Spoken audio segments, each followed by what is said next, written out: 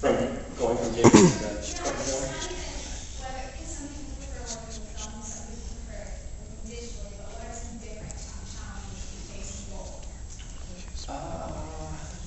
Well, I think the challenge for me was I never even had any training in the film industry, or in this craft.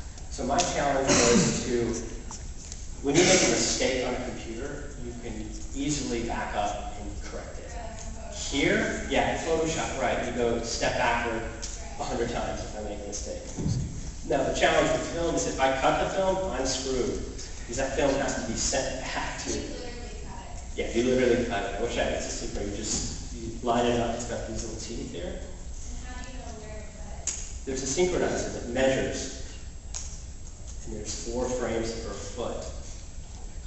And on that synchronizer, it allows you to run through, and it counts. It's like a counter system. And each film is actually marked. So that lets me know I'm on a specific number. But the challenge here is if I were to make a mistake, it's very costly. I can't just press backspace. That means I have to... They can make copies, but the way Quentin did this is he reversed everything through the IP, and the way that the negatives, it's so expensive to do and back up. So yeah.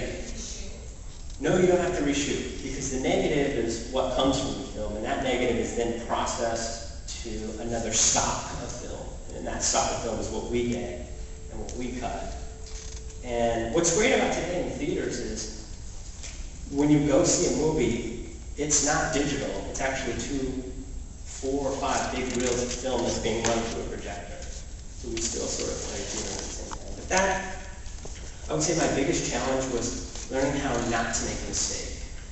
And learning how to speak the vocabulary that comes out of the film. I had to learn all that stuff, so I was constantly taking notes. So my challenge was having no background.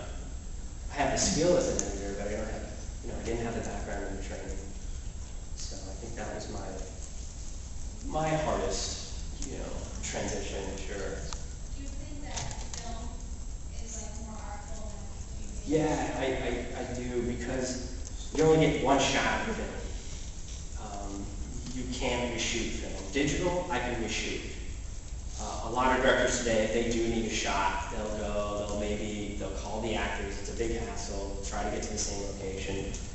But a director is blind. He doesn't get to see his stuff right away. He's got to go to a specific place. He's got to look at dailies. And that has to go through the post team before it comes back to him to see. Whereas digitally, it's easy. I can shoot. If I don't like it, I go there tomorrow and shoot the same thing. And it doesn't take my time. It doesn't cost anything unless I'm shooting with actors. But you're right. I think you brought up a really good point. This is like an art form, like painting. Like it takes time. You really get to, I'm looking at a frame. I'm focusing on one piece, just this small little box of art. Whereas digitally, I'm constantly being saturated and flooded with work. So after you edit, then you go and put it all together? Right. After we're done with this, we take it back into the digital platform. And then you insert it. Yeah, and you insert everything, correct. And that's how most of the business does. Nobody edits like this film. Nobody sees this film ever anymore. Usually it goes to a telecine house, they put it on a big digibeta cam, and that goes into the computer, right? It goes into the speaking box. So, great question. I think that when you slow things down, you tend to enjoy it more. Does that make sense? Sure, yeah, it makes sense. Like you slow things down, you slow your eating down, you slow your walking to the car, and you look out over the ocean. You're always receptive to what's going on. Well, good question. Sure. So, why would this director prefer that kind of style? He's the one that's not actually going in and editing. Good question. He wanted to shoot Grindhouse specifically for a look. And when you run film through a chemical, you can change it up, and that's going to change its appearance once it's done into the chemical. So he went through a really saturated 70s look. Blown out yellows, blown out reds, and that's what we do as a creative. Yeah, exactly. So if I go to Photoshop, I can go up to filters and say distort picture. Here I have to go through an entire chemical process that we can only view and that he sees and gives the okay. So it's this